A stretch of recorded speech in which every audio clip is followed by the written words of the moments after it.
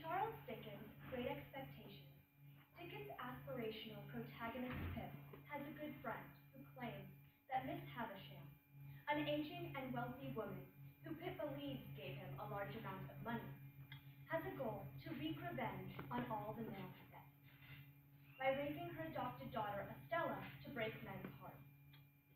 Pip embraces this opinion and fabricates a fairy tale for himself, one in which Miss Havisham is sometimes a fairy godmother, providing him with money, and sometimes a wicked witch, whose daughter he plans to rescue. Contrary to Pip's belief and the dominant reading of Great Expectations, the truth is that she is neither. Miss Havisham's intention is to be a parent and look after her daughter.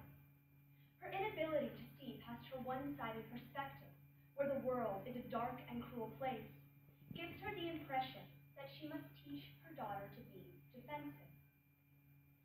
Through Pip's deluded view of Miss Havisham, Charles Dickens shows how Pip is trapped in a fantasy world. Pip wants so badly to believe in his great expectations that he ignores reality and fashions a world where Miss Havisham is evil so that he can be Estella's hero. By showing the ways in which Pip and Miss Havisham fail to understand each other's true intentions, Dickens illuminates how self-absorption and an inability to understand other people's perspectives can lead to isolation. When we lose the ability to understand other people, then we cannot collaborate or build relationships with them. And, like Miss Havisham and Pip, we will end up alone. Dickens uses the artistry of the relationship between Pip's point of view and the novel's point of view to demonstrate the importance of being able to empathize with our fellow man and woman. Dickens justifies what seems to be Miss Havisham's manipulation of her daughter by revealing her belief that the only way to keep the people around her from using her for her money is to be cruel. After being conned into giving away a large amount of money by her fiancé, Compeyson, and her brother, Arthur, Miss Havisham became convinced that people were all greedy and manipulative, so she keeps emotional distance between herself and the people around her by being disrespectful to them. A broken heart is not a regrettable occurrence to her, but instead she says broken, pridefully, with an eager look, strong emphasis, and a weird smile that had a kind of boast in it.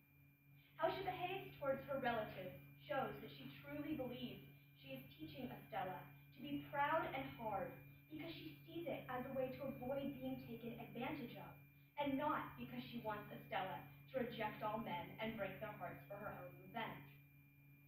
Her poor and scheming relations are constantly fawning upon her for their own advancement.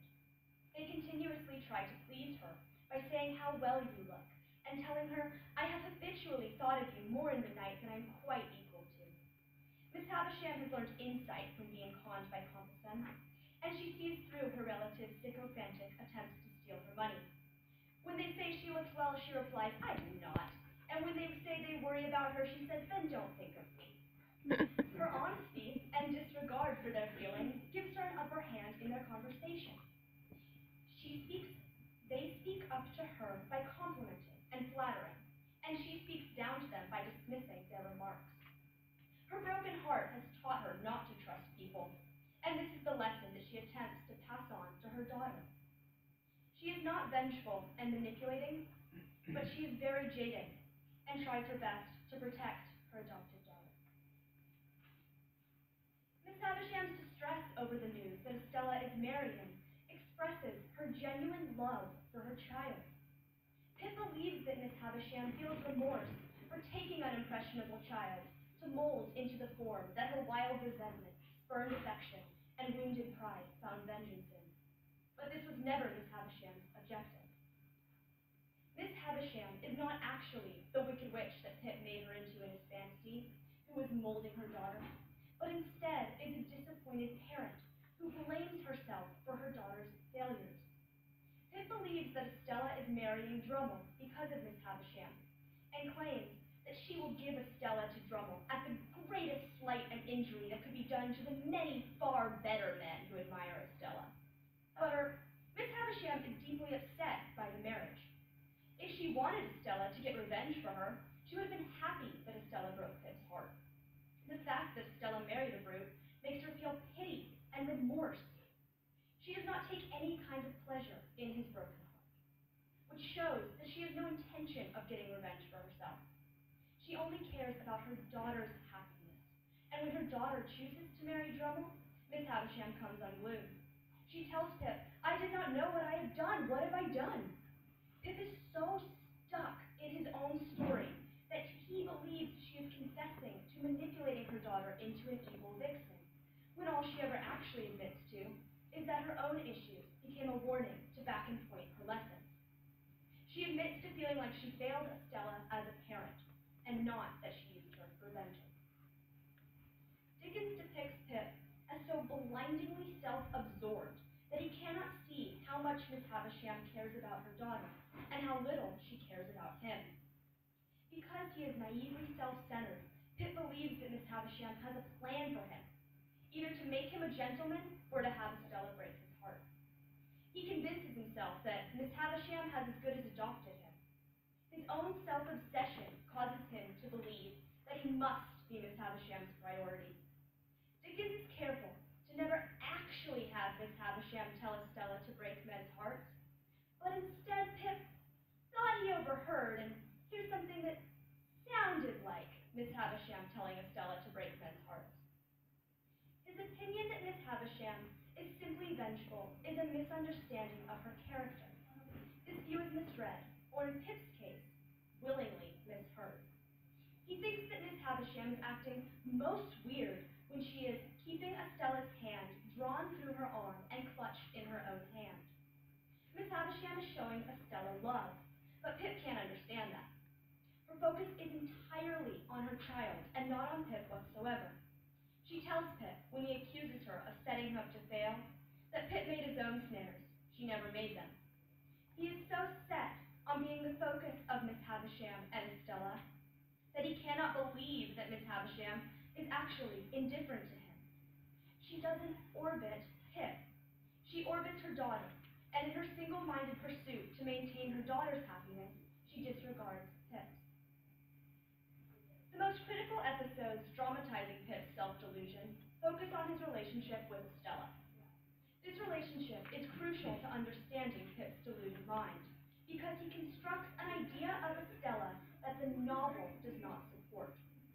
Pip creates a world where he is the shining young knight of romance, who will steal Estella away from her wicked mother and marry the princess. So he ignores facts. He ignores that Estella tells him, "I have no heart," and assumes that she will eventually marry him. Pip throws himself into what he expects and wants, without considering what Estella wants, or what is best for her. Pip sees Estella as his fairy tale ending.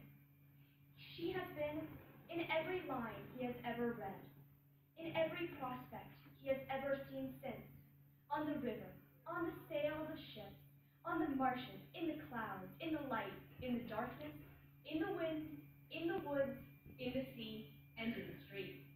In essence, Estella has been in every story Pip has ever imagined himself in, and has become a representation of all his aspirations. In contrast to Pip's view of Estella, the novel portrays her as nothing but condescending and bitter. Estella has never treated Pip with anything but contempt. He convinces himself that Estella's cruelty is all part of Miss Havisham's evil plot to get revenge on men. Estella sits in front of Pip and talks about other men who she's dated, and Pip convinces himself that this is Miss Havisham sending her out to attract and torment and do mischief before she is given to him. He does not actually love Estella. He loves the fantasy he imagines of her, and is completely convinced that Miss Havisham is going to give him Estella. Then, he completely contradicts this notion and blames Miss Havisham for Estella not choosing him. He says, "Do not let Miss Havisham lead you in this fatal step. Even after Estella chooses to marry someone else, Pip cannot accept that she is rejecting him. He continuously changes the story in his head to preserve his own ego. Like Miss Havisham, who is trapped inside her thoughts where she believes the world is a miserable and evil place, Pip is trapped inside his own fairy tale fantasy. Dickens uses Miss Havisham and Pip to question perspective. Great Expectations is only Dickens' second novel to use a first-person narrator, and unlike Dickens' other novels, such as Hard Times, where he uses a third-person narrator and allows his reader to predict the outcomes of his characters, the outcome of Great Expectations is a surprise. By placing us inside Pip's first-person narrative, Dickens seduces us into trusting Pip and believing that he loves Estella, and that Miss Havisham is manipulating her. When we look again, we can see that Miss Havisham is doing what she believes is best for her daughter based on her own life experiences. However, these life experiences have given her a tortured view of the world that isn't realistic. Dickens sets us up to believe what is happening in Pip's warped mind is the truth, so that the reader must attempt to extract him or herself from the narrator in order to get a clear view of what is actually happening in Great Expectations. While our objectivity is jeopardized, we desire that Pip, the protagonist and narrator, obtain happiness, so we choose to believe him. It takes a change in perspective and a wider examination of the story